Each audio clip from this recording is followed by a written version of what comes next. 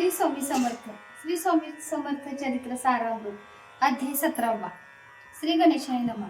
मागील अध्यायी कथा सुंदर. प्रख्यातचे मुंबई शहर. तेथे येऊन स्वामी कुमार मठ स्थापिती समर्थांचा. स्वामी नामाचे भजन, त्याचे चरित्राचे कीर्तन, त्याहुनी व्यवसाय आणण्या स्वामी सुत नेती. स्वामी सुताची जननी काकूबाई नामे करून तिने वृत्त ऐकून दुःख केले अनिवार्य.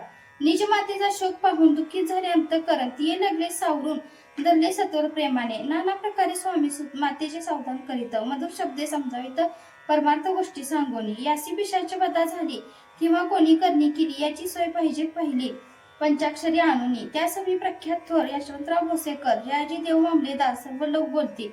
ऐसा विचार करून पोटी दर्शन आल्या उठाउठी.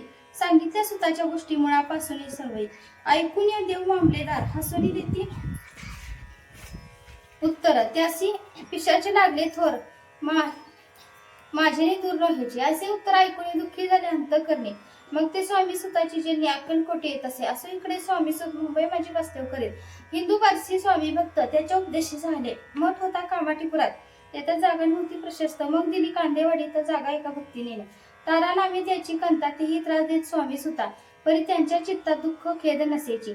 प्रथम मुंबई शहरात शके 1752 फाल्गुन कृष्ण त्रयोदशीत स्वामी जयंती केलीसी. कोणे की समयासी नगरकर नाना जोशी सहज आले मुंबईसी. त्यांनी ऐकले वर्तमान.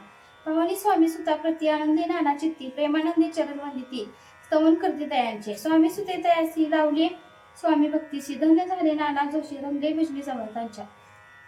पुढे जोशी बुवांनी स्वामींची पत्रिका करणे ती अर्पाव्या श्रीचरणी अक्कलकोटली पातले. पत्रिका श्रीचरणी अर्पली स्वामी मूर्ती आनंदी. समर्थी त्यांची आज्ञा केली नगारा वाजवा म्हणून. नगारा वाजवता जोशी हसू आले समर्थांसी. पाहुण्या स्वभक्तासी परमानंद झाला.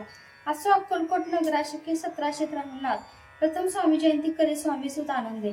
छेलीखेडे ग्रामात प्रथम स्वामी प्रगट होत विजयसिंग नामे भक्त गोट्या खेळत त्यास.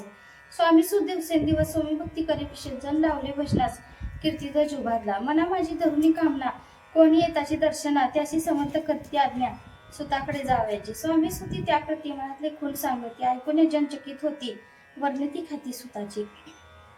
एकदा सहज स्वामी सुत अक्कलकोटी दर्शन आहे तेव्हा समर्थ राजवाड्यात राहिले होते आनंदे. स्वामी दर्शन घेतले विंतो न सेवी उदकाळ न ऐसे दिवस झाले. 3 निराहार राहिला. मग वाड्यासमोर जाऊन आरंभले प्रेमळ भजन, जे करून रसे भरले पूर्ण ऐकले आतून राणीने. सेवकासी म्हणे सत्वर तुम्ही जाऊन अवसरी त्या साधू ते मंदिरी प्रार्थने आणावे. पाहुण्या समर्थाशी उल्हास सुताचे मनसी धावण्या वेगसे मिठी चरण घातली. निज सुता ते पाहुणे आनंदले समर्थ मने. कर फिरवला मुखावणे हस्ती धरून उठवले.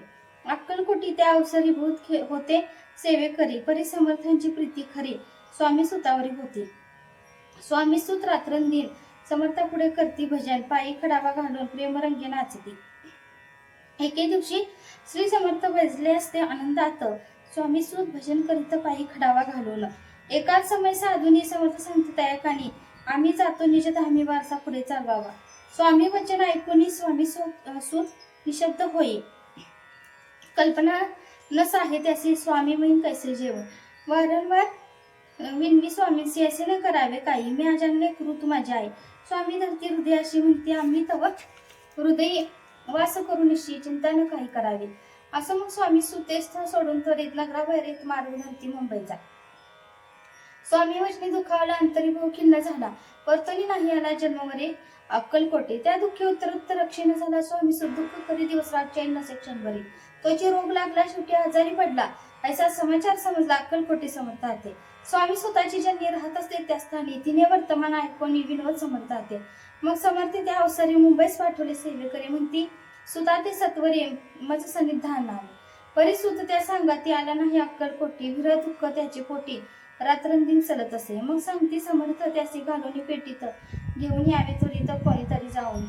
तथापि स्वामी सुत पाही अक्कलकोटी आला नाही. दिवसेंदिवस देही क्षीण होत चालला.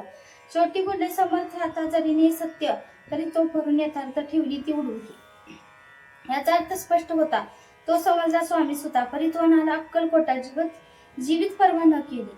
आजार वाढला विशेष. श्रावण शुद्ध प्रतिपदेस केला असे कैलासवास. सर्व लोक हळहळती. अक्कलकोटी त्या दिनी समर्थ करती विचित्र करणे. बसले स्नान करोनी परिगंधना लावती. भोजनात न उडती धरणीवर अंग टाकती. कोणा सांगे न बोलती हृदन करती क्षणोक्षणी. इतक्या माझी सत्वर मुंबईने आली तार, श्रुत झाला समाचार, स्वामी सुदगत झाला. मग काकूबाईने सत्वर जवळी केले मुंबापूर, तेथे समजला समाचार, परत्र पावला आत्मश. निज पुत्र मरण वार्ता ऐकूनी करते आकांता, तो दुःख समय वर्णिता दुःखांतरी होत असे. असो मग काकूबाई अक्कलकोट लवलाई परतोनी आल्या पाही, बोलल्या काय समर्थाते, सूत आपला भुक्ता असून अकाली पावला का मरण. मग स्मरती जे हे चरण त्याचे तारण होय कसे. समर्थ बोलले ते येसे, उल्लंघले आमच्या आज्ञेचे, संधी सापडली काळासी, ओढून बळेचे नेला मग. धन्य धन्य स्वामी कुमार, उतरला भवदधी दुस्तर, ख्याती झाली सर्वत्र, कीर्ती अमर झाली.